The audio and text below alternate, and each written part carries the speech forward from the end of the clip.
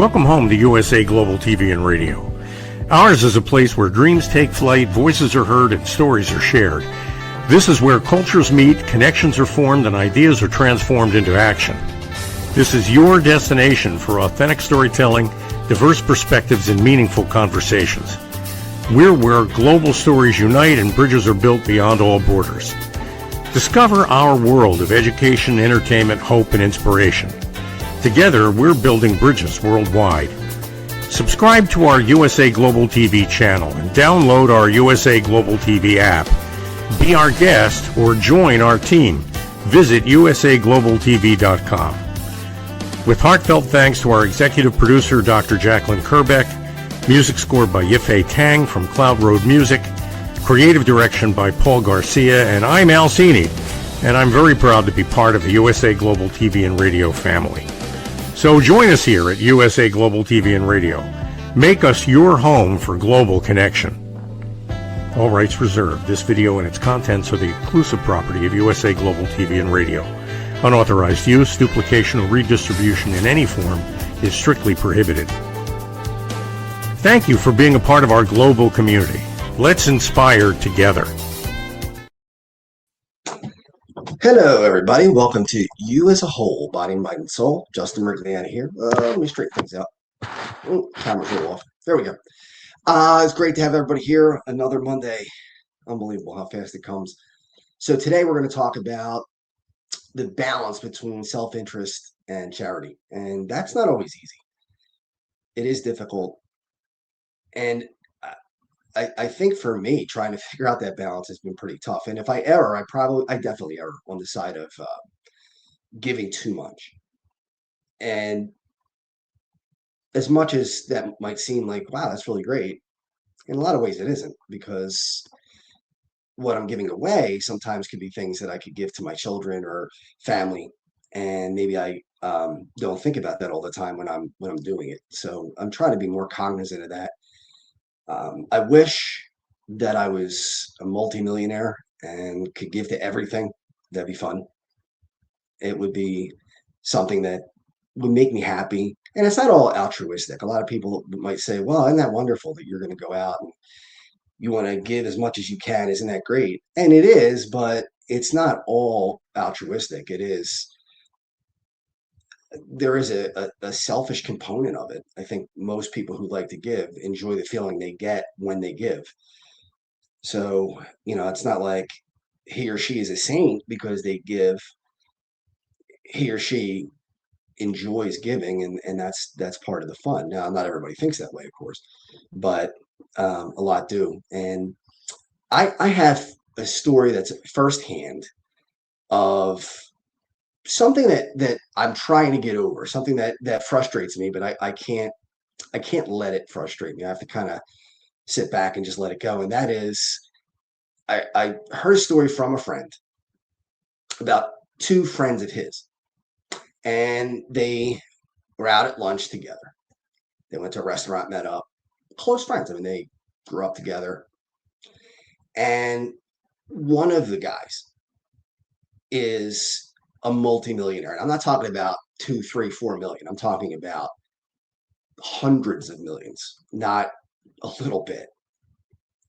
Probably not a billionaire, but certainly well over 100 million. And the other guy, his friend, who he went to lunch with, is struggling. And he doesn't have a whole lot of money. And during the conversation, I know they spoke about things like family and how am I going to get my kids through school? My business is not doing well. And all the things that go on with it. The bills are piling up. I haven't been able to get ahead of things. And the friend who has so much, I just don't understand how he didn't say, don't worry about it, I got you. Now, I'm not saying you go out and you throw money around to everybody on the street. I just don't get how, if you have so much that you can't even begin to spend, how you don't just fork it over to a friend or family, in this case, a close friend, when what would 5 million be to somebody who's got, let's just go conservative, 250 million? If you give away 2 million, I mean, what's going to hurt you? It would be like normal people donating $20 to a cause. I just don't get it. I don't understand. And I know that some people will say, well, this is not a world of handouts. This is not a world where you get something for nothing. You have to work for what you get. And I get it. There is that. And it's important to work and get what you can get and we all try to do it, try to build as much capital as we can, as much wealth as we can.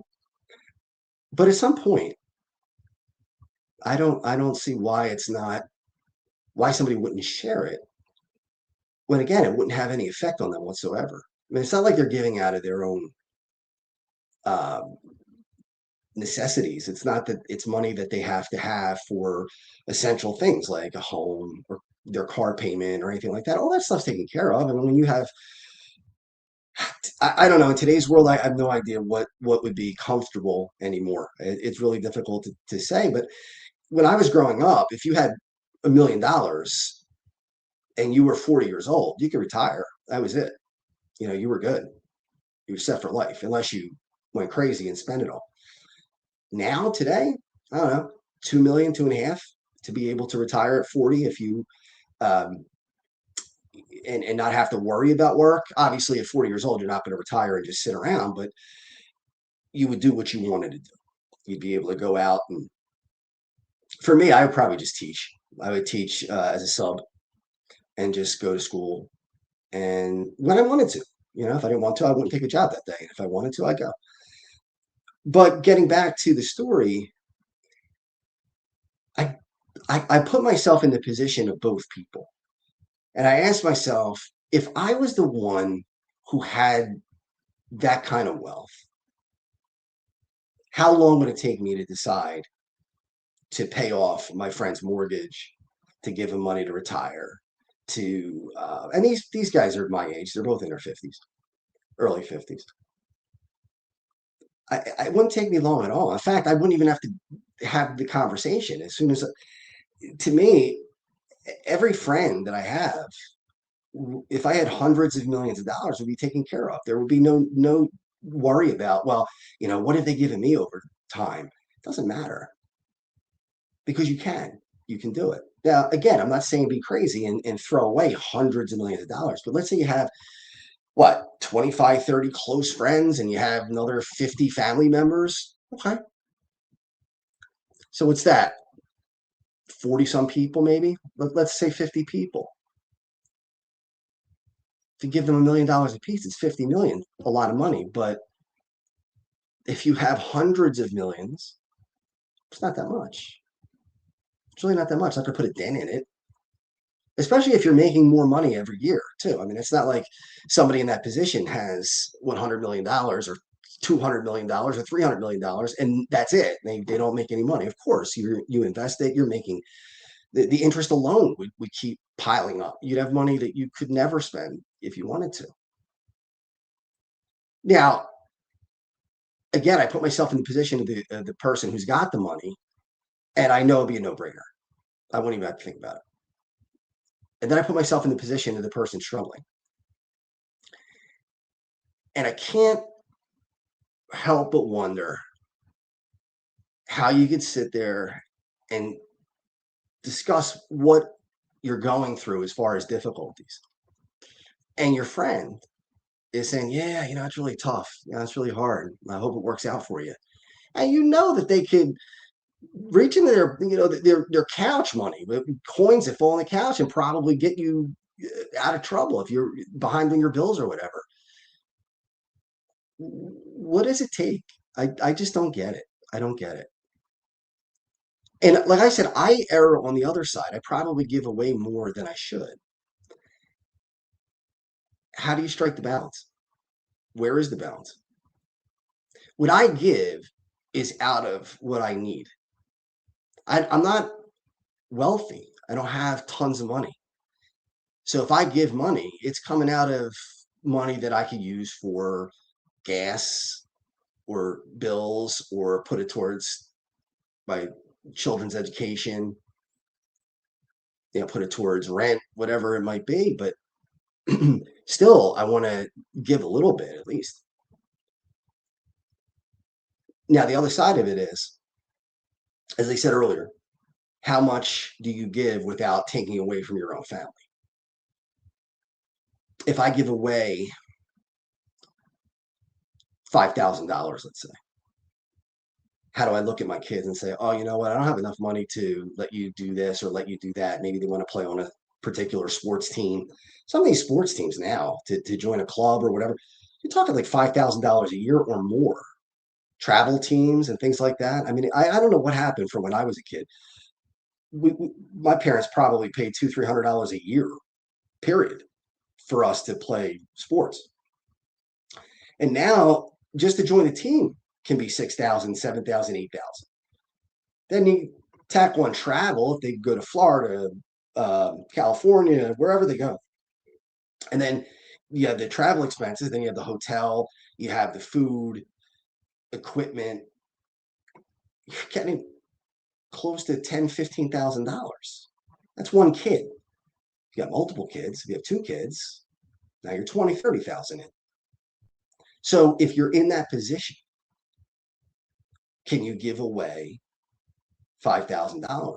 And it might be to a great cause. You might say, oh man, this is, you see those commercials with the kids who are cancer patients. And yeah, I mean, you love to give as much as possible, but there's got to be a limit somewhere. There's got to be a cutoff where you say, look, I just don't have it anymore. I can't do it. I just don't have it. And that's hard because we all, at least most of us, want to give as much as possible and help as many people as possible. I have a dream that it probably won't come true, and that's unfortunate, but it is what it is. I want friends. I want to go out to lunch with friends, and I want to just casually talk to them about things and say, what's your favorite car? And they tell me their favorite car. And then maybe a month later, after they forget about it, buy that car, drive to their house, and when they come out, they look at it and they look, oh wow, that's the same car that I want. That's a really beautiful car. Congratulations. And you throw them the keys. So there you go. It's your car. Yeah, I got that idea when I was in college. I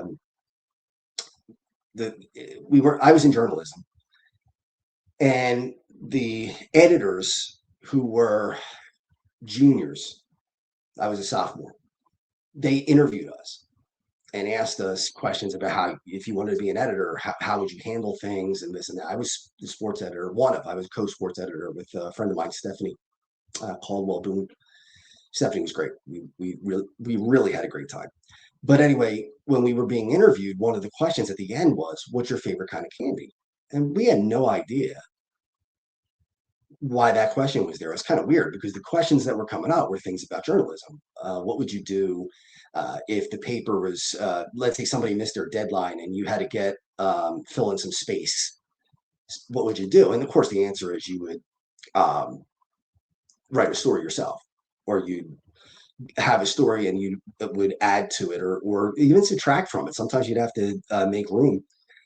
So we went through all these questions. It probably was an hour interview. And then again, at the end, they said, what's your favorite kind of candy? And whatever I said at the time, I don't remember. But when we got the job, Stephanie and I, they gave us that candy. And that was why they asked. Because when we got the job, as a congratulations, they gave us the candy. And that was really cool. So I got that idea from that. I thought, oh, wouldn't that be cool if you had a friend who really wanted something bad, like a car, and then you buy it, and when they look at it and say, wow, that's wonderful, congratulations, then you just throw them the keys and say, here you go, it's yours. Now again, that might sound like, who are you doing it for? Are you doing it for them, or are you doing it for you? Why can't it be both? What's the problem if it's both? Does it have to be 100% altruistic, or does it count even if you get a kick out of it, if you enjoy it? I don't see what the problem would be. Now, this is a famous person. I'm not going to say their name because I don't want to. It's not my place to. I don't want to say out them, but to be critical, I guess. And this famous person was being interviewed, And they asked him about his family. And they said, what was it like growing up? Grew up in New York. We grew up in this very tiny apartment and we didn't have much. And the bills we barely made it. And all the things you can think of in poverty, right? We didn't eat well every night. Some nights we were hungry and we didn't have much. And then they were asking about success, and he was talking about success and how great it was to be liberated from poverty, to be able to spend money, buy food, buy whatever he wanted, because he's multimillionaire. And then they asked him what happened to his family, his father, his mother, and of course they passed away. This actor is probably in his 80s now. And they said, well, what did they do after you became famous? And he said, well, my mom passed away about when I got famous, but my father lived to be 97 or something. I forget what number, 97, let's say. And he lived in that apartment until he died. And he never stopped struggling. He always tried to make ends meet. And the whole time I'm thinking, how are you letting your father struggle when you got millions of dollars? It's your father.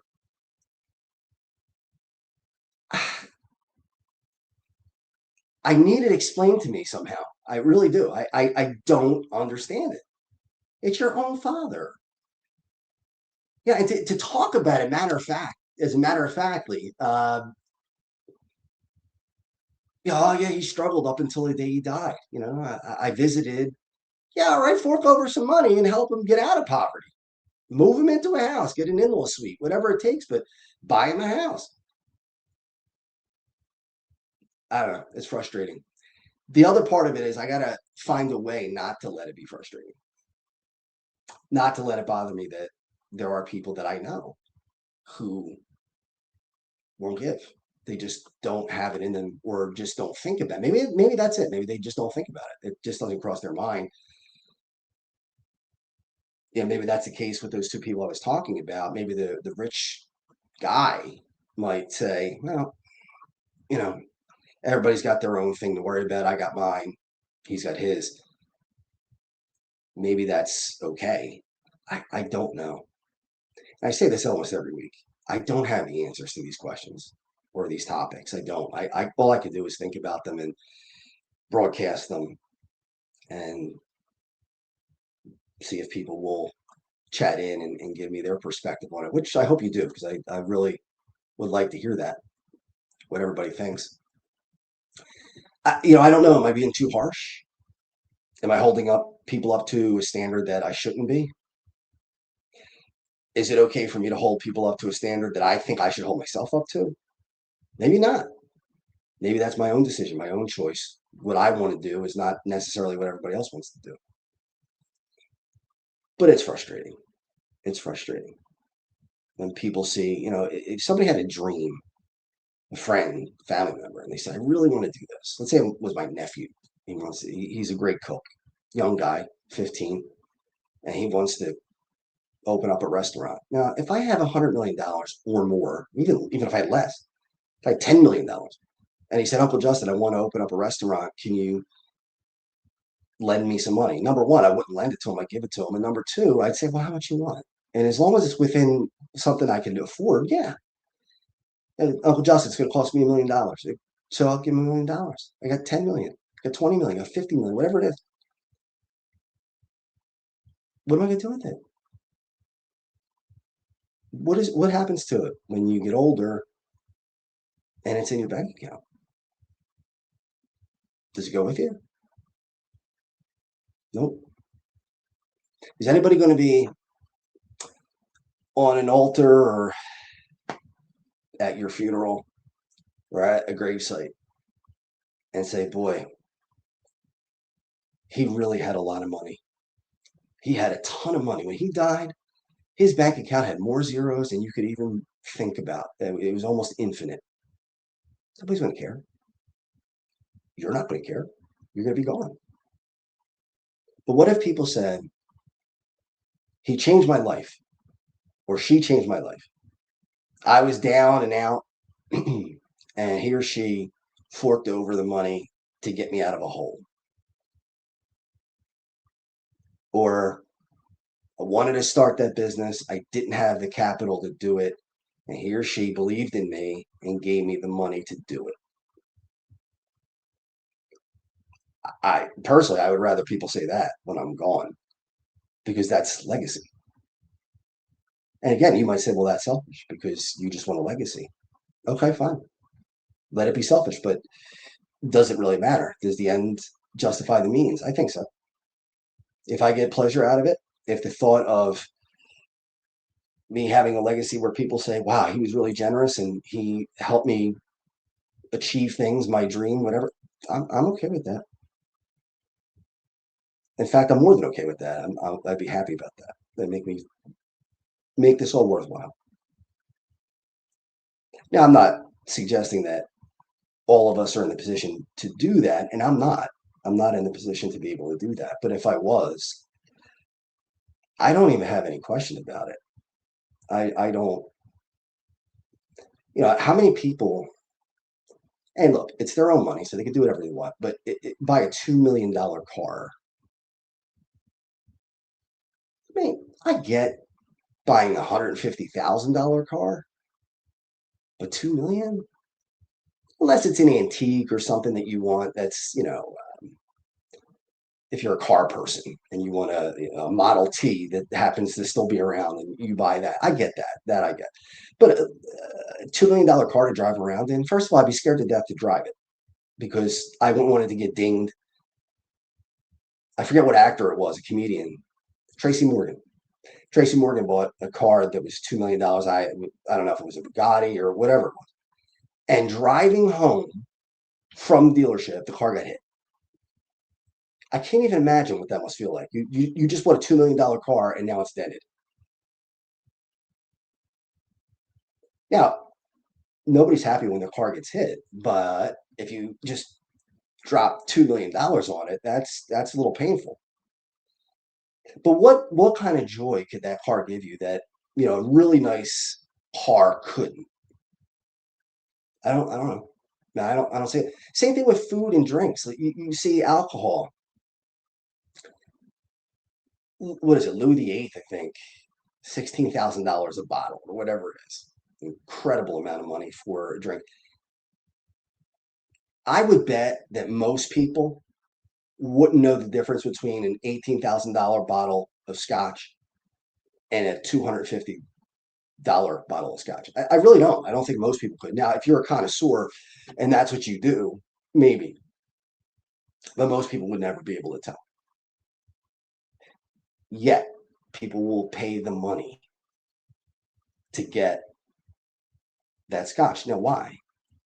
Is it prestige? How delicious could it be that it's worth that kind of money? It isn't. So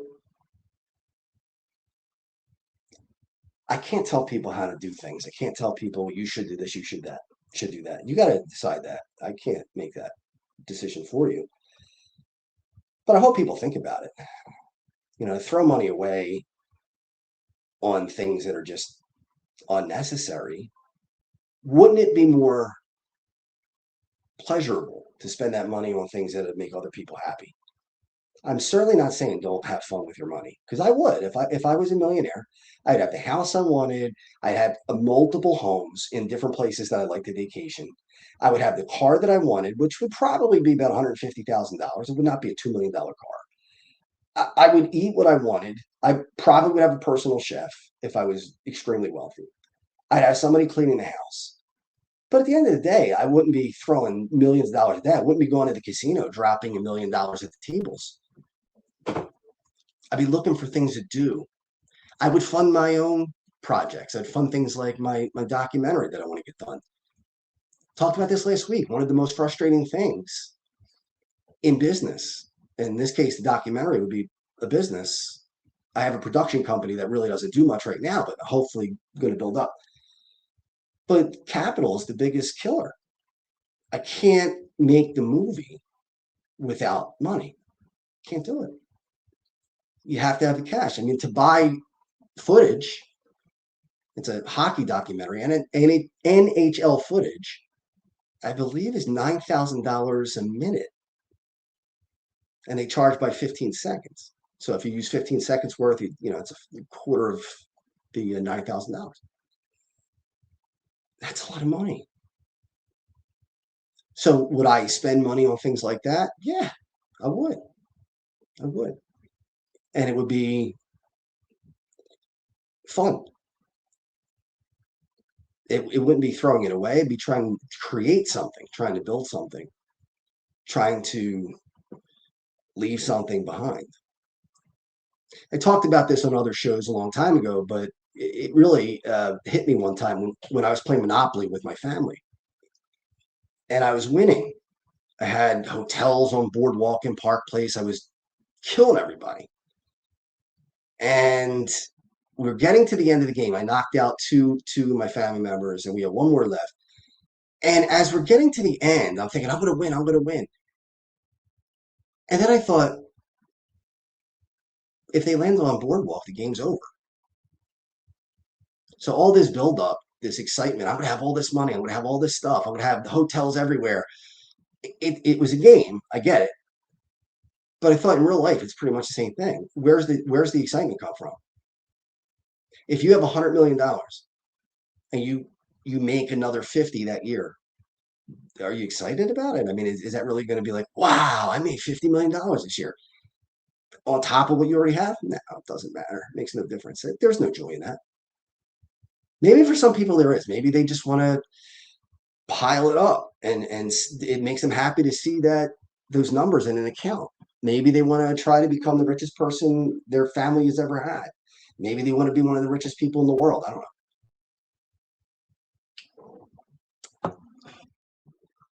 know. What does that get you at the end of the day? I don't know. I don't. I think the whole point of it is, if you have it, you can live through other people. You could actually see their excitement because they're not millionaires. For you to give them a car, and see them go crazy. Look at Oprah. Oprah, when she had those giveaway shows. I didn't really watch the Oprah show because it was during the day, and I'm not a big talk show guy as I do the show. But I remember a friend of ours was in the audience, and Oprah gave away a car that day. It was a Volkswagen Bug, and these people were almost passing out from excitement. They couldn't believe it. They couldn't catch their breath. Now, yeah, I think Oprah did it because she likes to give away and give back, but I'm pretty sure that she gets something out of it too. It's not all altruistic. There's an excitement that comes to you from doing it. You're actually reliving what it was like to get that first million every time you do it, or get that first big check, whatever it is. Every time you do that, you're just going to get another chance to see it through other people's eyes, and then remember back to when it was you. To me, that'd be pretty exciting, because the joy of just stacking dollar after dollar after dollar on top of each other, at some point, it's got to get old. It's just, what will you buy that you couldn't buy before? I said this before, and I know I repeat myself a lot. I do it on purpose. But I really see, at least in my experience, and not everybody, this is not a blanket statement, but for the most part, the most giving people I've ever known are people who didn't have a whole lot to give. People who gave out of what they had for themselves. Money that they needed to pay the bills, money that they needed to feed their family, money that they needed to make car payments, mortgage payments, but yet found a way to scrape some together and give it. So if you have, and some people might say there's no such thing as extra. There is. If it's just sitting there, and you've already got everything you want. Give it up. Again, I'm not able to tell people to do it. I could suggest it. Would I take it to do my film? Yeah. If somebody said, Justin, I believe in you. Here's the 100,000. I don't care if I make my money back, but I would like to. I mean, sure, any business person wants to make their money back. I get that. I mean, that's fine. But if it's me as the person lending the money, the return on investment will be secondary. A, it would be a tax write-off, right? I mean, you need some tax write-offs if you have that kind of money. B, you'd be watching somebody do something that they would never have been able to do without your help. Is it a handout? No, it's not a handout. It's sharing what you have because you're lucky enough to have it. I know people will say that they work hard for it, and I know they do. But luck plays a role. You didn't get sick and miss work. You didn't have a family member who got sick, a child maybe. You didn't. Maybe you started out with some money. Maybe your family knew the right people. Could be a million different things. Now, I said this before as well. Nobody's self-made. I don't care if you started with not much money at all and you built something, you're not self-made because two people had to make you, first of all. And then after that, somebody had to feed you. Somebody had to change your diapers. Somebody had to send you to school. Teachers had to teach you. You had to go potentially to college and learn from professors. You're not self-made. Nobody is. Whether you started out with a nickel or you started out with $50 million, it doesn't matter. You're not self-made. You've been helped along the way. And, people toot their own horn about, well, I started with nothing. And look, that's great. If you built a business and you really are successful, nothing wrong with that. In fact, that's very impressive. And that's the way it should be. People should uh, do in life what they want to do. If they want to be an entrepreneur, go for it. If they prefer not to and work for a company, that's cool too. You can do whatever you'd like. But the you got to remember that there is the luck factor. How many people sing and are great singers or play an instrument, they're great at it, but they don't get seen by the right person. They never get their break, but they're just as talented as anybody else. For every Billy Joel, what are there? Hundreds of thousands of people who want to be Billy Joel? And there's only one Billy Joel? Are these other people not that talented? No, they're talented. They just didn't get seen by the right people. So luck plays a role. So if you were lucky enough to be in this position, maybe you can make somebody else's life lucky. And this show is not a guilt trip. I'm not saying that, if you don't do it, you're a terrible person. I'm not saying that at all. But I just wish I could figure out what it is that stops people from giving, especially if they have it. You see these GoFundMe's all the time, and some of them rake in tons of money, thousands and thousands, even hundreds of thousands of dollars. And usually, and this is fine, it's good.